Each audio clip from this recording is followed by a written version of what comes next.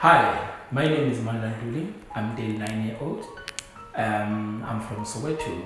I'm a father of two beautiful kids. My boy is 14, my girl, she's 12. Um, I have two siblings, of which is Smangele and Sipo. We grew up together in Middlelands in my grandmother's house. And we all together raised by our grand and mom, raised by this powerful single mom. And it was so great to live and experience the collaboration of family, of which it makes us to be united up until today. I was inspired, not influenced, but I was inspired by crime during my growing up. And when sometimes you look at your family member who is supposed to look at them, like your uncle has a matric, your aunt has a matric, and then here they are in the morning, they're running to the train to make an honest living, but instead there is these powerful other guys around us who never been at school, or maybe who drop off at school, and then there are elders who now we are looking up to them, and then when we look at them, we just want to be like them, but we don't know how did they make that living. And then our focus shift to look up to those who are doing the honest living, but instead we looked to those who doesn't do the honest living part. And then people will say, hey, look to lawyer pan, and then you don't know how look to pan, and then that is not an influence, because of the influence come after that when somebody is going to wake you up and say, let's go. But the inspiration, the seed is already planted and say, I will make my life. And then that's where the struggle begins. That's where I stop looking at the positive side of people. That's where I stop to look at the education side of upgrading. And then I stop at school at grade 9, and then I left the school, and then I was going to borrow the pen. Since I left that day, I never went back to school.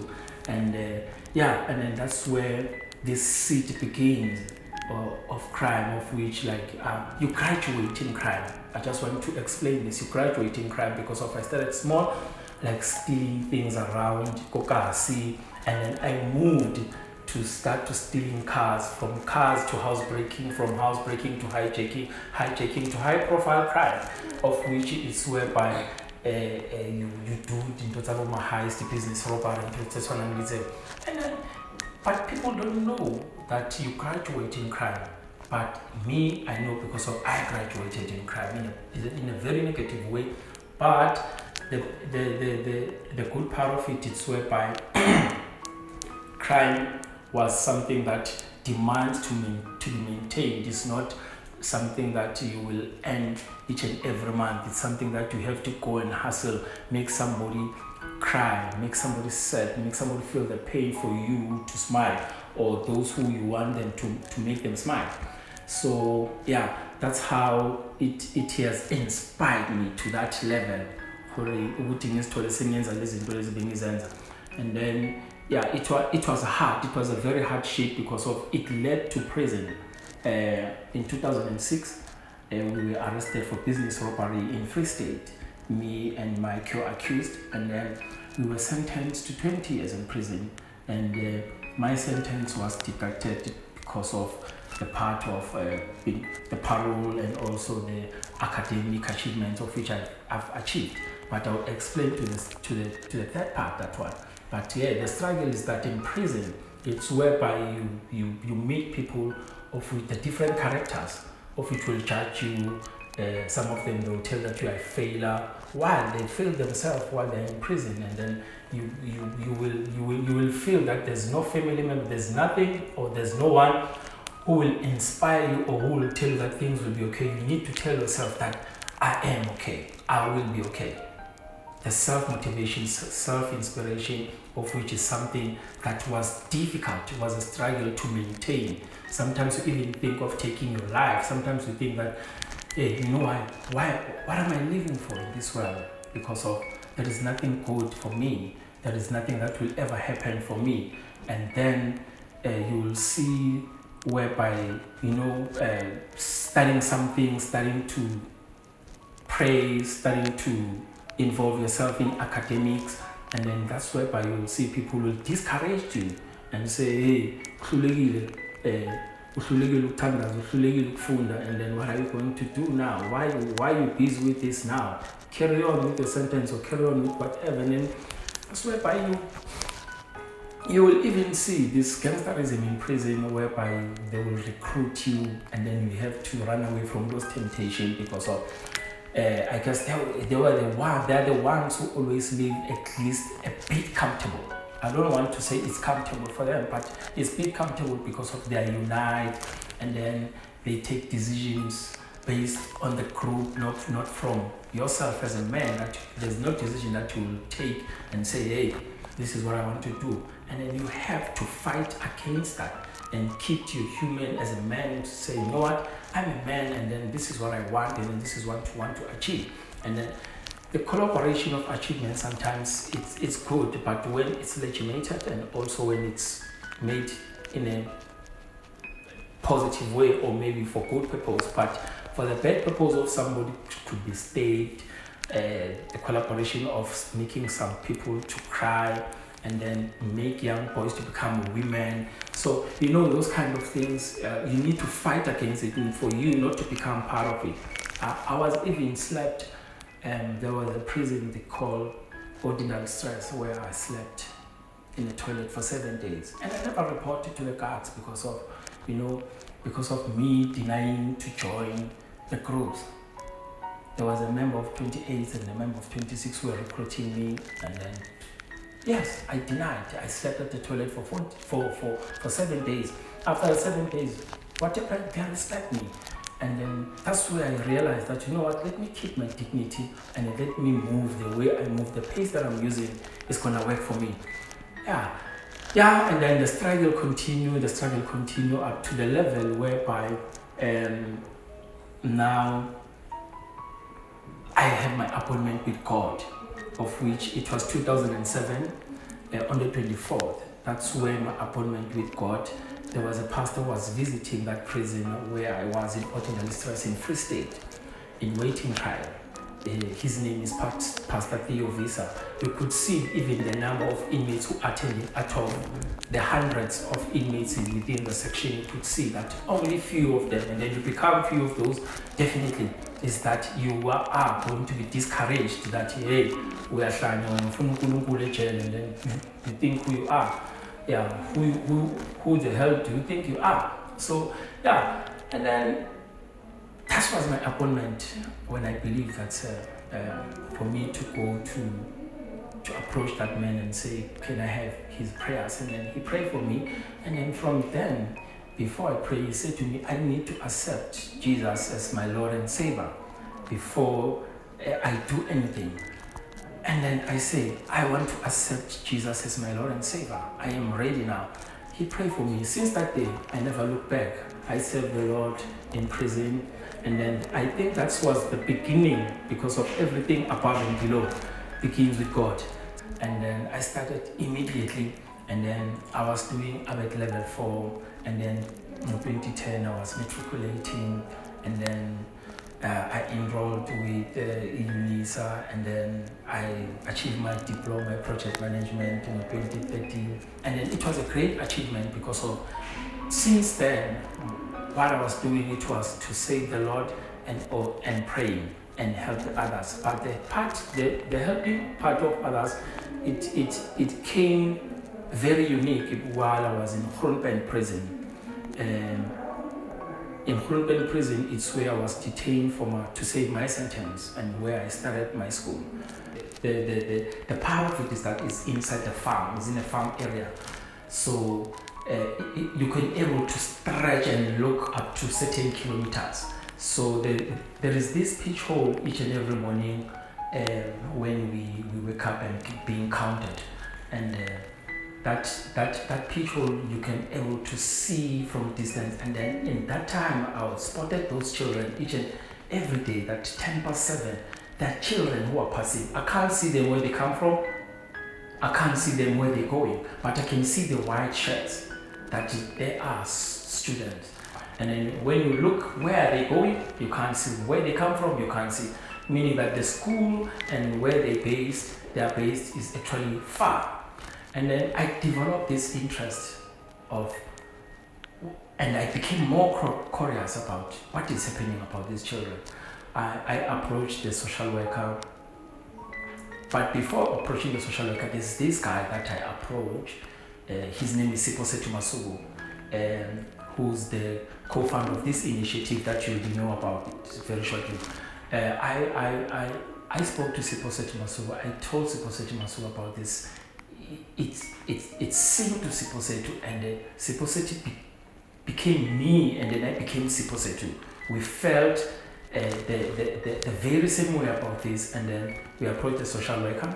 The social worker, unfortunately, I won't say that she was racist or something, but she didn't have that concern about those children that we asked that, can you please become our feet and walk, go there and ask what is going on about those children. Because now we can't sleep, we're thinking about these children, we don't know where they come from, we don't know where they're going in the morning, what is happening to them. Fortunately enough, in few months, the social worker was changed, and then there was this new social worker. This new social worker was so easy, and then to work with, and then she went there, and then she brought back a writing report of which those children are walking barefooted. Those children are walking something like 8 kilometers every day with feet, and then some of them, most of them actually, they are coming from disadvantaged background, of which you walk 4 kilometers to school with an empty stomach. How are you going to concentrate? How are you going to be able to learn? How are you going to be able to achieve your dream as a young person who's so focused in studies? So we developed that, and then it came to our mind that we are, as inmates, getting 3 meals a day, having this orange uniform and this school and these shoes that we get from correctional service, and then where else the innocent soul who doesn't know anything, there's no one who's paying attention, there's no one who support them in terms of becoming what they want to be, and then we move with that drive and say being driven by that, and we able to recruit 12 members, 12 inmates, 12 inmates, and then our project was named Poverty Alleviation. We work with the director, we work with the social worker, and then our letters to sponsors were written down with our hands, and then we buy stamps, we buy envelopes, and then our families, when they come, they go and take to the post, they post for us, and then they responded so positively. Though the number that we write for them, it was so high, and then at least 5-6 powerful Good Samaritans reply, like National Geographic Kids and Teta FM from Free State, and it was so good to be part of that initiative, because we managed to convince the prison management for the handover ceremony for these kids to come on board, to come to receive this gift that inmates had arranged for them. And we managed to get clothes, we managed to get school shoes for them, bicycles. In 2011, after that initiative, I was transferred to Sun City Prison due to I did apply for a transfer long ago because of my family is being struggling to see me. I was once visited like maybe once a year or twice a year. So for me it was a struggle, but that was a secondary issue. I guess God was waiting for this initiative to happen in Khulben Prison, and then because of it didn't even last after the initiative, it took about a few weeks, and then I was transferred to Sun City Prison. And then when I went there to Sun City Prison, with this desire of helping, of making it different, it makes me feel so good. And then when I get there, I met very intelligent inmates who were so hungry for something like this. And then when I present to them, they bought into it.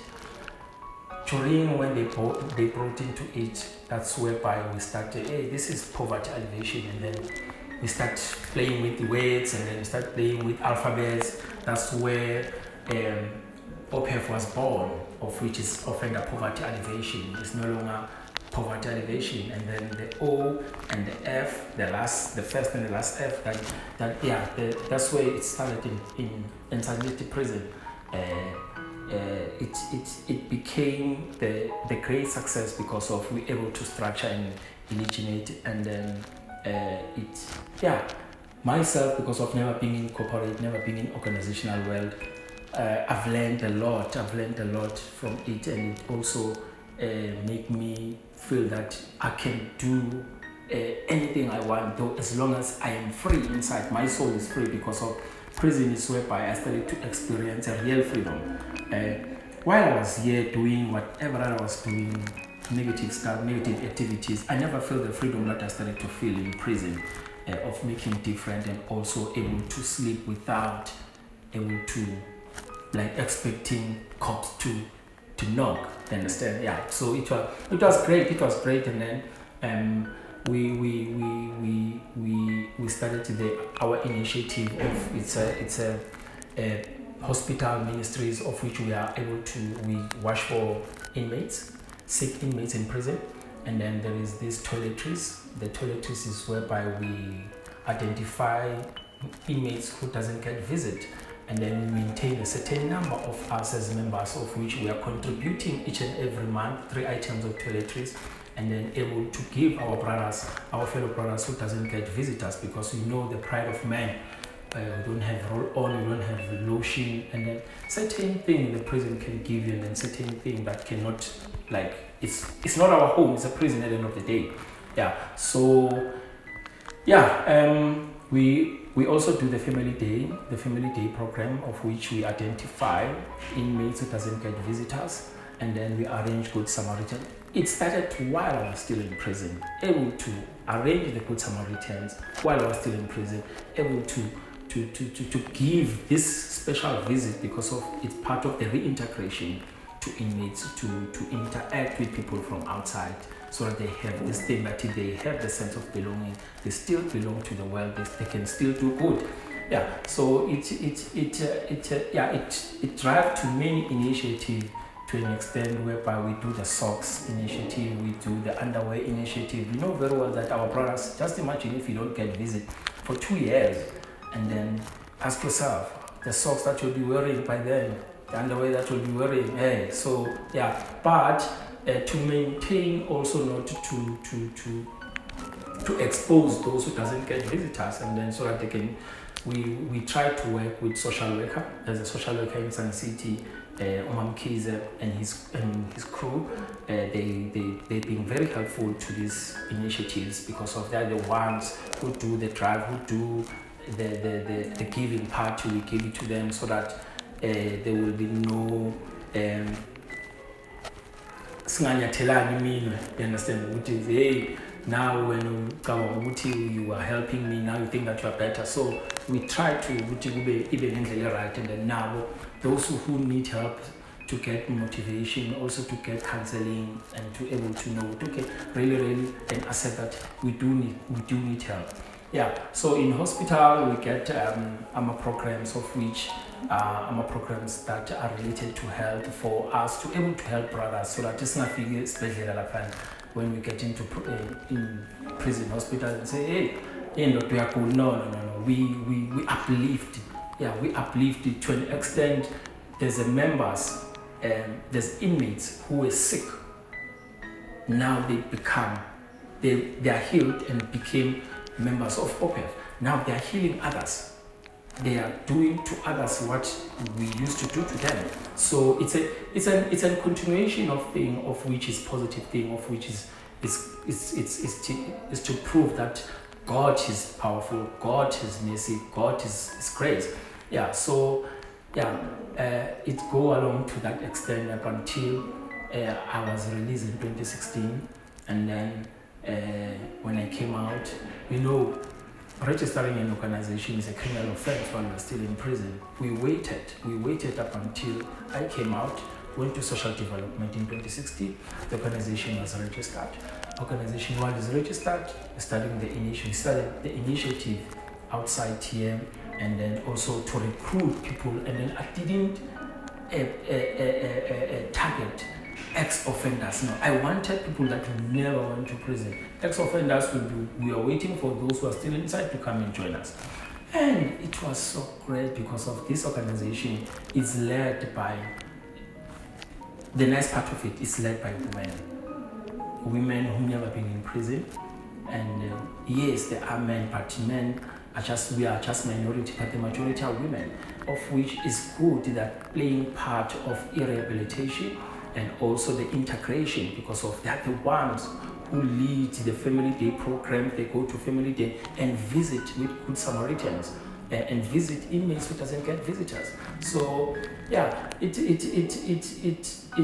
a great part of this here in the external part of it's helping a boy child. There's a program of boy child, there's a program of girl child, of which it's been lined up, and we also help those who can't help themselves. We do Christmas parties for the orphans each and every year.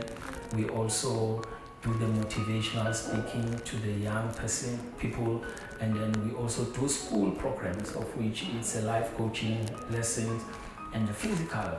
Hence we also promote gym abantwana and we also work with other stakeholders that became our pillar in terms of